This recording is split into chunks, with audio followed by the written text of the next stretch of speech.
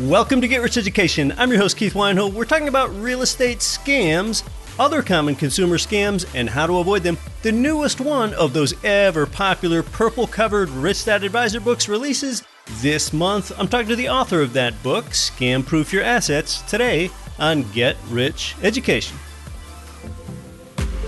Congress just made it possible to get up to $100,000 out of your current 401k or TSP to invest in real estate, gold, or even your own business. That's even if you're still working, and avoid the IRA UBIT tax. The thing is, you can get your money tax and penalty free for a limited time. The EQRP is your secret weapon. With the CARES Act expiring soon, the EQRP company helps you unleash your retirement funds now.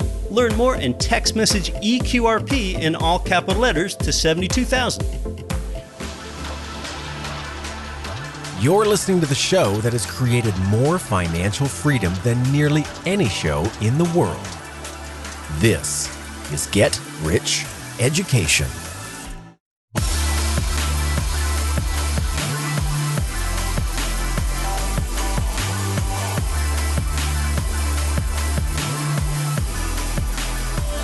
Welcome to GRE, from Concord, New Hampshire to Compton, California, and across 188 nations worldwide.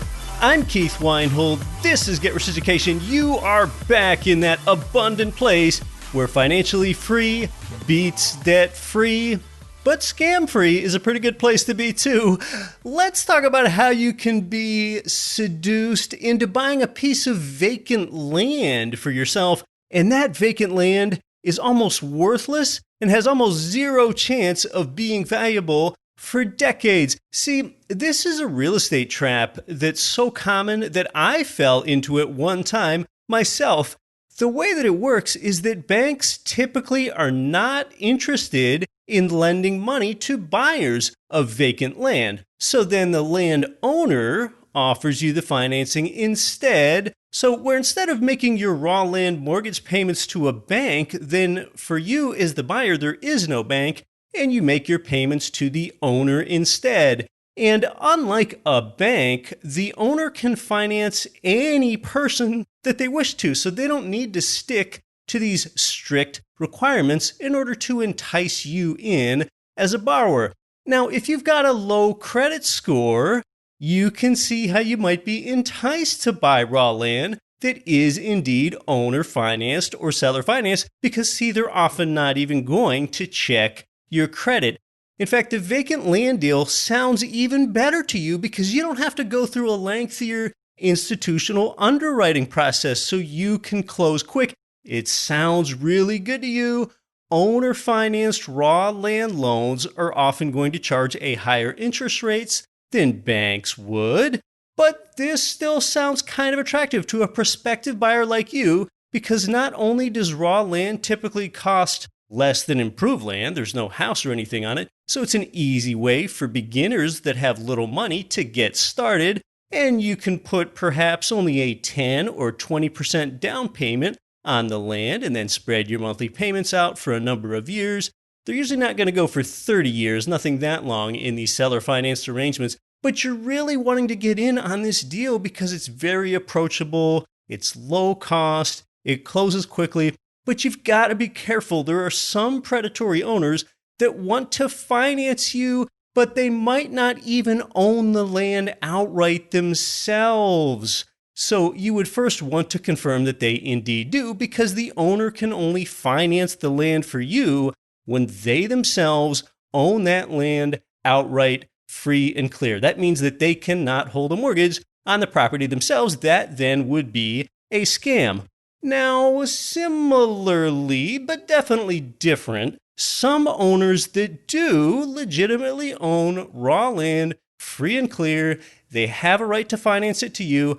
That owner, however, can make some pretty extravagant claims about the promise of that land and its potential, its future. They might say that this land is in the path of progress, or it exists next to where a new road is soon going to be built. Or let's say that there's already gravel road access to the raw land that you're considering buying with this easy owner financing. Well, that owner might make some pretty extravagant claims to attract you, like saying that you're going to want to buy this land before they pave the gravel road because the price is going to shoot up once the road is paved.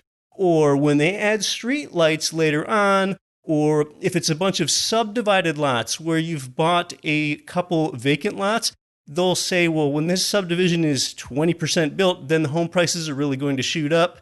And even if all of those things come true, understand that some of those improvements might not take place for 20 years or 40 years. So your land might not be worth a dime more than you bought it for decades. And a lot of times during all this time, you might also have a property tax obligation. Plus, it's raw land, there's no tenant then, and you've got no income stream from this raw land, all while you're making 10% interest payments to the owner. So these exaggerations of fact, like overhyping that something is in the path of progress, that is what's known as puffing in the real estate agent world. Now, is puffing a scam? I don't know, maybe not quite. The definition of a scam from the Oxford Dictionary is a dishonest scheme or fraud. So, scam or not, those are some of the red flags with owner-financed vacant land, and it does look so enticing and easy to get into. And of course, that doesn't mean that all vacant land is a bad deal. Before we bring in the author of the newest Rich Dad Advisor book, which is about avoiding scams, Garrett Sutton, let's talk about a couple more scams in real estate. What about the foreclosure relief scam? The way it looks is that people who fall on hard times and get behind on their mortgage payments, they can become pretty desperate to save their homes. Well, that's when scammers who do have access to public records of homes in pre-foreclosure, they can swoop in with offers of foreclosure relief to that distressed homeowner and then exploit that homeowner's vulnerability. Scammers claim they can help homeowners save their homes and reduce their mortgage payments if they just pay them a large upfront fee, but often they just end up leaving people in worse financial shape. Some fraudsters claim they're affiliated with the government or a government housing assistance program and can swindle homeowners out of thousands of dollars in fees. And how you can protect yourself here and avoid getting foreclosed on is to work directly with your loan servicer to modify your existing loan or request forbearance or make some other arrangement. And homeowners can enlist the help of HUD-accredited housing counselors to see what options they have, and then include the counselor on a three-way call to their lender in order to find solutions. And a scammer is going to tell you not to talk to your lender, and that right there is the red flag. And see, the problem and why this really happens is that if you're about to lose your home because you can't make the payments, well, then it would be hard for you to speak to your lender when you're in imminent default because you're afraid that that might speed up the whole process then, and you're going to lose your home faster if you involve the lender. So that's why people fall prey to that one. Another common scam is a loan flipping scam. And the victims of this one, they often tend to be older people, okay? Loan flipping, that's when a predatory lender persuades a homeowner to refinance their mortgage repeatedly, refinance it over and over and over again, and oftentimes borrowing more money out with each one of these successive refinances. And the scammer charges high fees and points with each one of these refis, and homeowners get stuck with higher loan payments, and they can't afford that, and they've been duped into borrowing most of their home's equity out.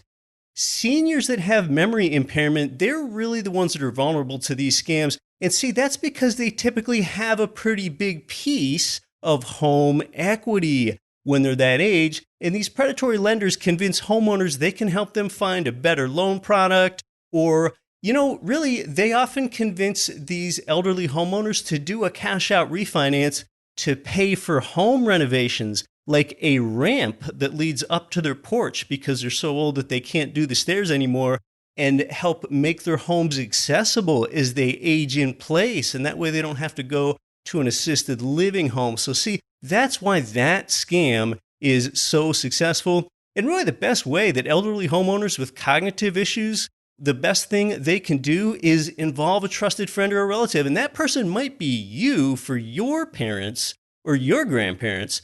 And if you've just recently completed a mortgage refinance, it's usually not in your best interest to do another refinance right away.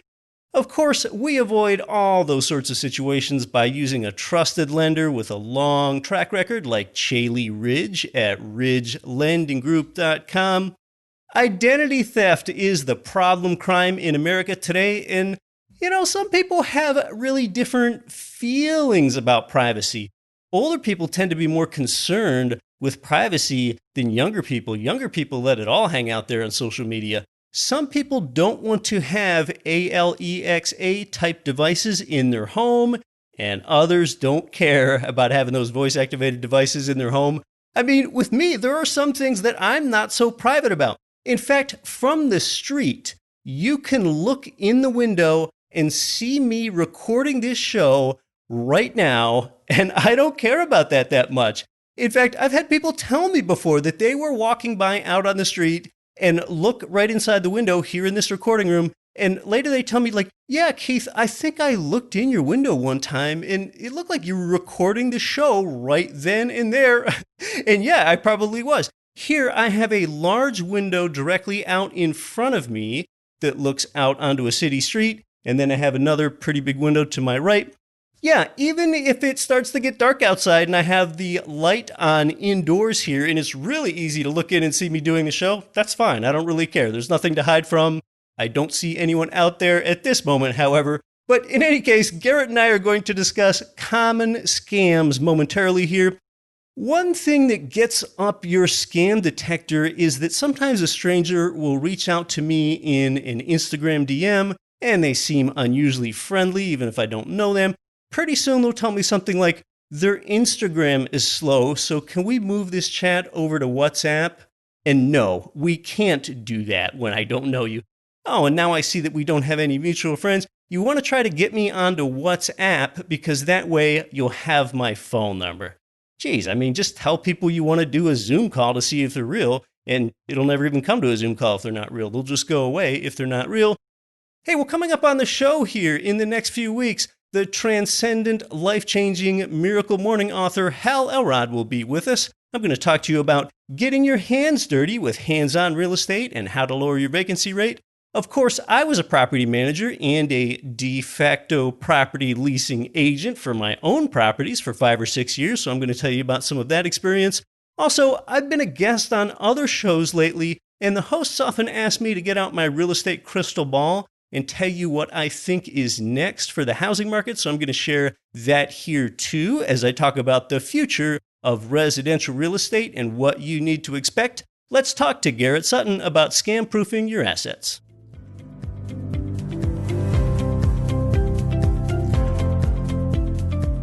Today's guest is the Rich Dad legal advisor, and he's quite a prolific author of books that you might have read, like Loopholes of Real Estate and Start Your Own Corporation. He just freshly authored one of those ever-popular purple-covered books in the Rich Dad series. In fact, the foreword was written by Rich Dad Poor Dad author Robert Kiyosaki. The book's called Scam Proof Your Assets. It releases this month, and I want to hear more about it. Welcome back to the show, Garrett Sutton. Thank you, Keith. Pleasure to be with you again. You've been here on the show with us 3 times previously to talk mostly about protecting your real estate with LLCs. And today we're talking about scammers, both inside and outside the real estate world. Now, when I think about how to identify a scammer, sometimes it's more difficult and others are pretty easy. If you get an email from the king of Zamunda that asks you to wire him some money so that he can process his visa and move to the United States, well, that'll probably already be in your spam folder, so that's probably not too much of a problem. But tell us some more about how you can identify a scam or a scammer in the first place. That's the thing, Keith. It's very difficult to identify these people. We're inundated with these scams over the internet, email, over the phone, everywhere. And to identify one of these people is difficult. But when it comes person to person, you wouldn't expect this, but they're very well dressed. I mean, these are con artists. They're hard to pin down on things. They prey on your greed and fear. They're very good at preying on, they know how to push the buttons that will get you to fall for whatever they're selling. And they let you know the clock is ticking. That's part of the game, is to make sure that you realize that this deal is not going to last forever. They play on your fear of losing out. Yeah. And they also capitalize on your ignorance. People don't like to ask questions whereby they feel they'll come across as ignorant, and you have to resist that. You have to ask questions. And hopefully, after reading the book, you won't even get into these situations. But if you're in an investment situation and people are making all these great claims, be sure to ask questions of these people, because sometimes they won't be able to handle your questions and you'll know that this is a bad deal.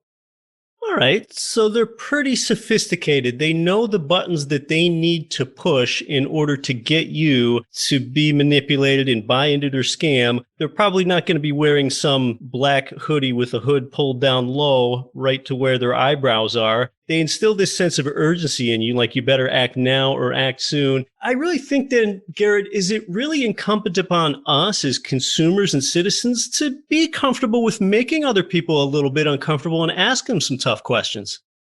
Absolutely. I mean, if you're going to be investing your hard-earned money, you have to ask questions. You have to protect you and your family first. In situations where you feel somewhat comfortable with the person on an investment level, you still need to ask all of those hard questions. You need to say to the person that I'm going to have my CPA and my attorney involved.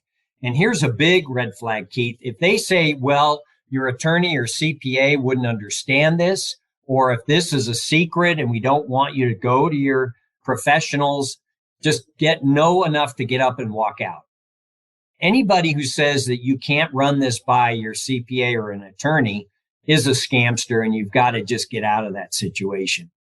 Yeah, not all questions are personal when you're vetting an operator or vetting a deal. You can simply ask questions about whether using a system that's encrypted, or if it's in real estate, if they've tried to pump up the net operating income on a property. You can start poking around and asking questions like, well, did you just fill this with tenants that have month-to-month leases? Or is this NOI based on 12-month leases? Or what is it? So I know that you've actually stated 13 different signs of what you call a mark. And a mark in the industry is really just another name for a target. So tell us about these 13 signs so that we can help know if we're becoming a target ourselves, or if we're naive about something that we shouldn't be so naive about.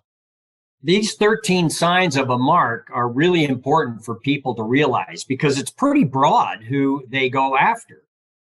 The first one is, once a sucker, always a sucker. The AARP did a study, and the best mark is one that's already been taken by a scam. People don't learn the lesson. So that's a really good target. And in fact, there's email lists of people who have been scammed are very valuable. Other scamsters will pay to find out who has been taken before. Now, it's interesting. The second mark is they're elderly. The people who are 70 and up lose $37 billion a year. Gosh. To scamsters. So if you have parents who are older or family members, you may want to counsel them and talk to them about running anything that they come across by you as a younger person to vet whether it's a scam or not, because the elderly are targeted quite frequently. Now, on the other side of the coin, Keith, they're also young. It's interesting. The elderly lose the most money, but millennials are victimized the most often. And they don't have that much to lose, so the elderly lose more money, but they get targeted at a very high rate. You remember when we were young, a young person has an optimism bias. You feel invulnerable, everything's going to work out. Right. But the scamsters take advantage of that. And so the young people are also targeted frequently. That's true. You wouldn't think that young people would be targeted that frequently because, like you said, first of all, they typically have fewer assets than an older person. You think of so much crime being cybercrime these days. You think of younger people being more savvy. But you bring up a good point. That younger person is less likely to have been burnt. Therefore, they're more likely to be trusting. Exactly right. And so the scamsters will take advantage of the younger people because, like you say, they haven't been scammed. Number 4 is they're uneducated. So people who haven't gone to college, not necessarily that that's the best education anymore, but people who just haven't had educational experiences, haven't gained what we call critical thinking, the ability to understand what is the whole package going on with the scam, are targeted. They also have an insatiable craving for a good deal. And the scamsters, a lot of times you'll get these calls and you can tell right away it's a scamster, but other people don't. They have this feeling that they're entitled to a good deal, and the scamsters know how to prey upon those people. They're dreamers. They have illusions of superiority and control like gamblers do, and they believe that they can win in this type of environment. They're trusting. They're not cynical. They're often lonely. The AARP survey indicated that 66% of fraud victims feel isolated, right? So they do want to talk to someone. They're isolated. They feel a need to communicate, and the scamsters will take advantage of that. They're coping with difficulties. People have had job losses. They lack self-control. They're easily swayed by friends and family, and so they're easily swayed by the scamsters. So those are some of the targets that are out there. And we call them marks because back in the circus days, a carny would take advantage of someone at the ring toss. And if they were easily taken advantage of, they would put chalk on their hand and pat the person on the back. So they went to the next carny event, and the carny could see on the back of their coat that they had the chalk. And that was the sign that you were a mark. You were literally marked as being an easy prey. So we don't want to be a mark. That's interesting. Yeah. So those are signs that someone can be a mark. Garrett, I get the feeling that a lot of our listeners are still thinking like, oh no, I won't be taken advantage of. I'm savvy. I grew up with social media. I've had apps in my pocket since I've been a teenager. Like, there's no way anyone's going to take me for a ride. So talk to us a bit more about that and just signs that you really are vulnerable to becoming a victim yourself. We did a survey with the Rich Dad Company, and we asked, what are some of the things that you're afraid of in everyday life? And one of the big ones was being scammed. And so that's what led to this book, was this survey saying that there's a great fear across a wide variety and section of the population about being scammed. Now, some people believe that they are so sophisticated they will never be scammed. But as the stories in the book indicate, I mentioned one of the signs of mark is being uneducated. Another sign of being a mark is someone who's educated and very vain. And these vanity scams work all the time. So people who think that they would never be a mark, they are very susceptible to being a mark. So what are some of the signs? Well, you get your credit report and you look at it and you thought you were 750 and the number is way down. That's a sign that you've been scammed. Your bank accounts don't jive. The mail stops coming. These are some clear signs that you've been scammed. But a lot of people, and we have examples in the book, don't even pay attention to these factors, Keith. And so if you wait too long, things only get worse. You've got to pay attention to these types of issues on an ongoing basis. It's interesting. We have this technology now that provides us with so many opportunities and advantages, but at the same time, we've got to keep our guard up because this technology is invading our computers and our phones, our iPhones. We just have to be very vigilant. It's astonishing with the number of errors that are on credit reports, and some of them are less important, trivial things, and some of them are more important that really affect your credit score. And we're highly interested in qualifying for the best loans here to buy more real estate. I want to talk to you more about cybercrime shortly, but let's talk about real estate scams since we're really a real estate investor audience here. And, some of these real estate scams are still cyber scams themselves. And when I think about common real estate scams, Garrett, I think the most common one is where scammers what they do is they post rental ads on a social media page or on Craigslist or something like that. And they pose like they're the landlord in order to lure in unexpected renters. And sometimes what these scammers do is they use photos from other listings. And then the scammers who don't have any connection to the property or its owner at all, they ask for an upfront payment in order to let prospective tenants see the property and hold that as a deposit. And in reality, what these scammers are doing is they're just looking to get quick cash through nefarious means here. They've got no connection to the property. That's kind of one example I think of as a common real estate scam. What are your thoughts? That is a very common one, both for rentals and for the sales of property. Right. Melissa, my assistant here at Corporate Direct, was looking for a place to rent. And she looked at 10 properties, and Keith, 8 of them were scamsters. She checked with the county assessor's office, and the people who claimed to be owners had no connection to the property. 80% of these were scam listings. And we can talk about it later, but the government needs to start doing something about this. This deception is filling every aspect of our lives, and people need to start going to jail for this. And the government makes no effort to catch these people. So you've mentioned a very common real estate scam, and I would encourage everybody to be extremely cautious about giving money for a down payment or a deposit on the purchase of a property without being absolutely certain that you're dealing with the owner. That's really interesting to think about. I think one of the most interesting things you said so far is that scammers can sort of collude or communicate with each other. Once they've identified one mark, one gullible person that's fallen victim to a scam, they can sell that contact information to another scammer. So therefore, this can have a domino effect. You're listening to Get Rich Education. Our guest is Rich Dad Asset Protection Attorney Garrett Sutton. We're going to come back and talk more about what are some of the actionable things that you can do to protect yourself from being the victim of the scam. I'm your host, Keith Weinhold. Most rental property investors choose either positive cash flow or home price appreciation, but one real estate market can provide both. Jacksonville, Florida. With 9% lower home prices than the national median, 1% higher gross rents, and Jacksonville has appreciated 34% more than other comparable cash flow markets since 1991. Get positive cash flow today and appreciation for tomorrow. To invest for cash flow and growth in Jacksonville, go to cashflowandgrowth.com.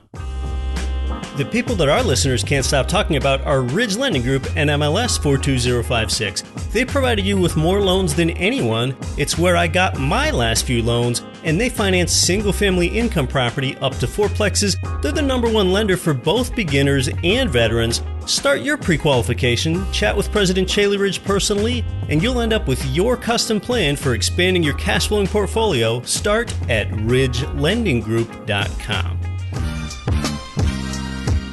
This is Hal Elrod, author of The Miracle Morning, and listen to Get Rich Education with Keith Weinhold, and don't quit your daydream.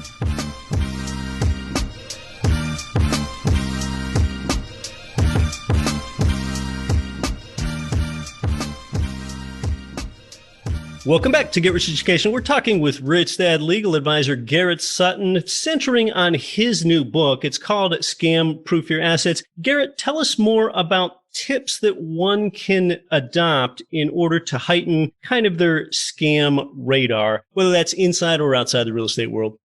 One of the big ones, Keith, is you just have to know if it's too good to be true. It isn't. You just have to know that as part of your everyday course of life. When people approach you with things that are too good to be true, in the book, we talk about bringing back the BS detector. Remember, as kids, we always used to know that this was BS or not. And so I think it's good for people to have a healthy BS detector and question everything. We also have to be aware of the overconfidence effort. We underestimate our potential for deception. We have that optimism bias. And you can't be overconfident in these types of matters. We also need to realize that these scamsters are not only people in a basement in Estonia, but they are our friends and family. I mean, church leaders have been involved in these scams, and relatives and people that have friends at work. So a lot of times it's not the person that you have no idea who they are, but it's someone close to you. So you have to be very careful on that. The other thing is a lot of people will say, well, this deal is a secret. I don't want you telling anyone else about that. And as we mentioned earlier, that is a big red flag. A regular business wants you to proclaim how great they are to others. They don't want you to keep everything a secret. So someone who says this is a secret thing, you can only keep this to yourself, that's a big red flag that you're dealing with a scamster. Get in first, get in on the ground floor, get in before everyone knows about it and the price runs up. Yeah, these are common flags that you need to look out to for sure. I think it's trusting and vetting people above all else, especially when it comes to real estate deals. And it's so interesting here where we're in such a cyber world, there's still a person, there's still a human being behind every one of those deals. So it's interesting that that's what it comes down to. A lot of times, increasingly, I think it has to do with people that you feel like you know, but you don't really know, oftentimes through Facebook or social media. And there are so many things to consider around social media, whether it's vetting the operator of a deal or you yourself. Do you really want to be sharing your Facebook photos while you're on vacation? I mean, there are pros and cons to that. The trade-off is basically connecting with others while you're on your trip, some that you might even meet on your trip, versus security and people knowing that you're not home. So increasingly, social media use is so important when it comes to that trade-off of connectivity versus security. Absolutely, Keith. And another social media problem area are these dating sites where many people are lonely and they get on the dating sites and they haven't even really met the person, but somehow the person gets their bank account information and is able to drain their bank accounts from afar. Again, if you have family members who are lonely, isolated, they need contact. They need you to be talking to them and making sure that they are not going on social media and going to be taken advantage of. That's so interesting. This comes back to that human element again, that element of loneliness. And a lot of studies, including ones of habitual social media users, show that these people are actually more lonely than others. And they're just happy to have what seems like a real and decent human being to have a virtual conversation with. And that can lead into these scams. These scamsters are just masters at making people feel good. Flattery is a big part of how they get into your world. And so people just have their guard up at all time. I mean, it's sad to say that we have all this interconnectivity, but the interconnectivity is being used against us. And people need to be extremely cautious these days. Other times, people are physically bringing things into their own home, especially now that we're squarely in this work from home movement. Maybe you want to call it the work from anywhere movement. It makes more and more sense to bump up the security settings on your router with more and more people during the day at home, turning on encryption to make it harder for criminals to get access. We're increasingly getting into this world where we've got smart kitchens and the Internet of Things, even your dishwasher, your microwave, that might be connected to the Internet. So it might be important to change default passwords on devices that do connect to your home network, like your smart TV or a video game console, because manufacturer passwords, they might be available out there on the web. So home security cameras, that might be another place. So I'm thinking about all this technology, physical things that we're bringing into our home that increase our cyber reach. You make some very good points there, Keith. And I think people after COVID need to be very aware. A lot of people are going to be working from home, but you need to take steps to make sure that you're not exposing your home to these types of cyber criminals. Now, Garrett, you let me know a few weeks ago that there is something out there called cyber liability insurance. So we're talking about how to protect yourselves from things. Are there really people that are buying cyber liability insurance personally, or is that only companies that purchase something like that? Typically, it's a business. You're doing business over the internet. You're taking people's credit cards, and you have exposure for criminals that will hack your account, take sensitive information from your customers, and sell that information on the dark web. And so cyber liability insurance will protect you in some of those cases. In some cases, you've got to get your reputation back. So some of these policies allow for public relations efforts. In some cases, the government is going to fine you for this, and the cyber liability policy, properly structured, can help you in that regard. Now, it's interesting, Keith, that the government says, all right, Keith, if your company was hacked, you're responsible for the hack, and the criminal who hacked you goes free. It's just wrong that the government blames the business and the criminal gets off scot-free. And so that's one of the arguments we make in the book, that the government needs to step up the efforts to go after these cyber criminals because they are becoming more and more adept.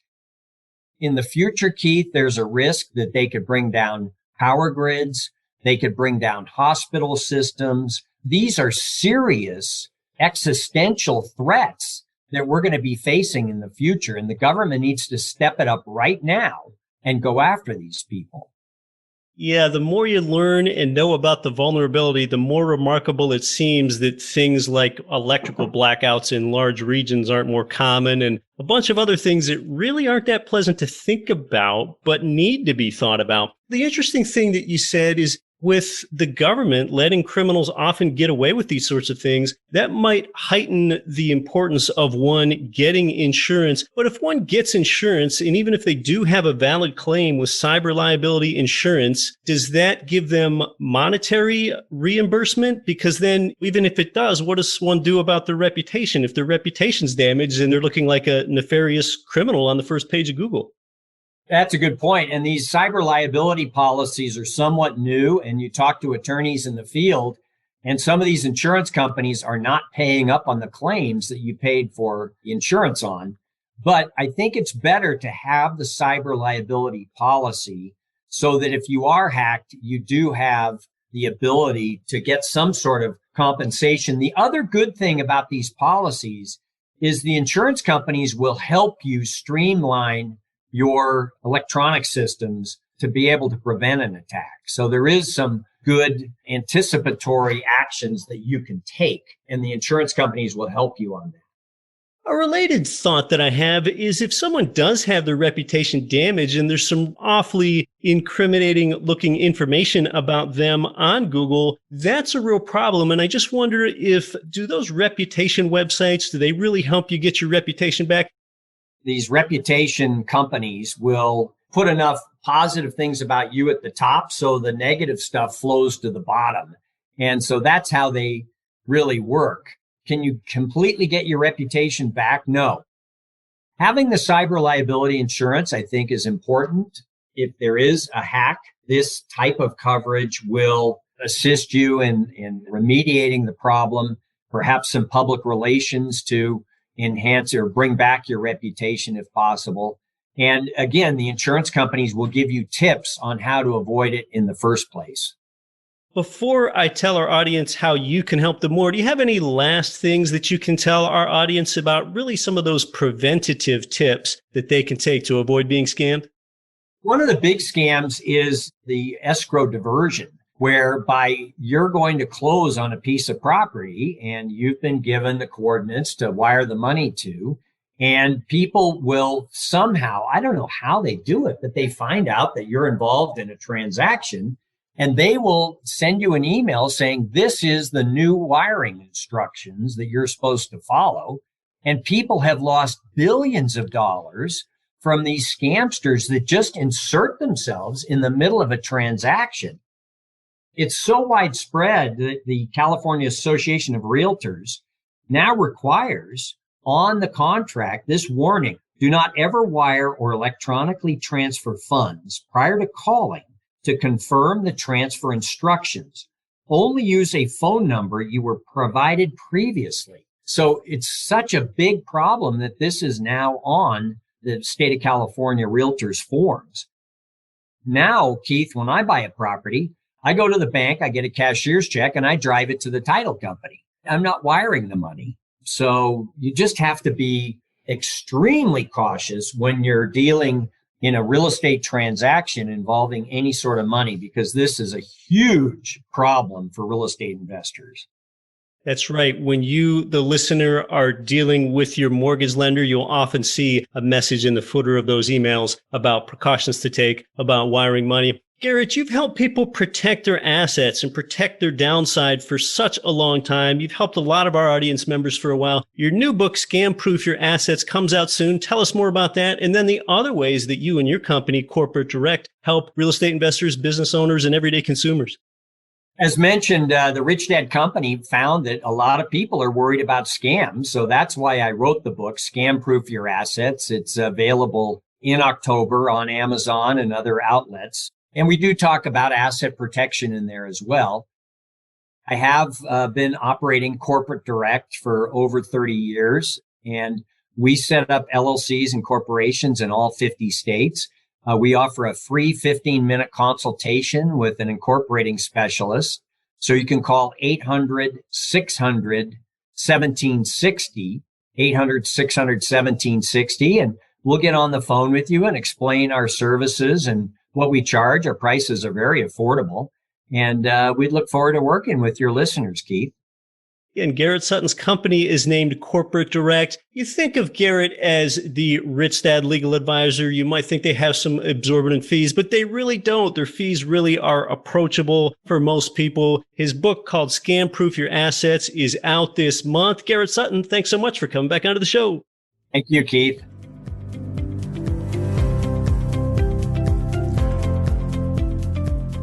You can report fraud or financial scams to the Federal Trade Commission at ftccomplaintassistant.gov.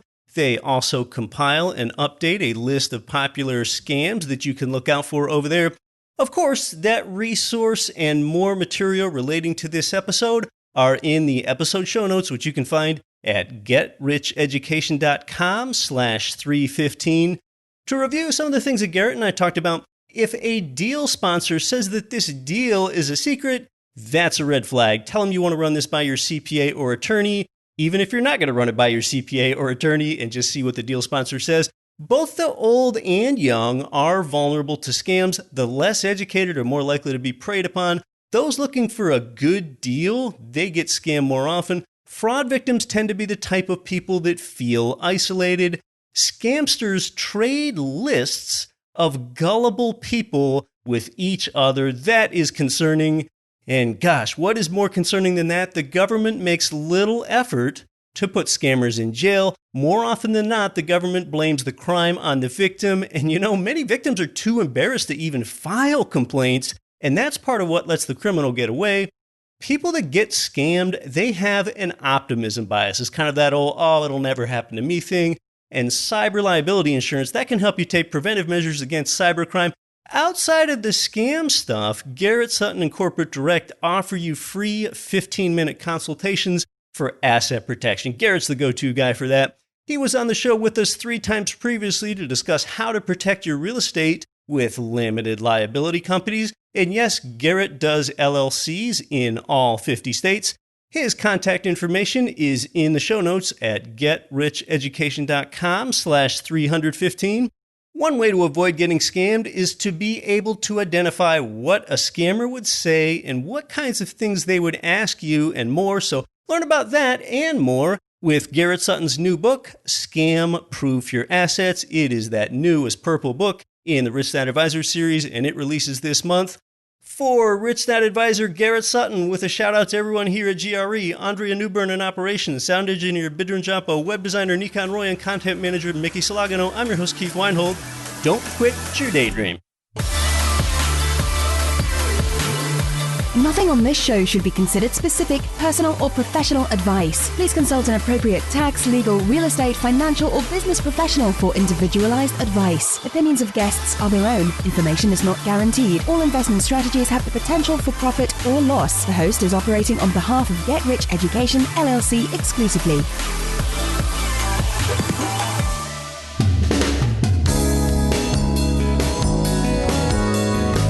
The preceding program was brought to you by your home for wealth building, GetRichEducation.com.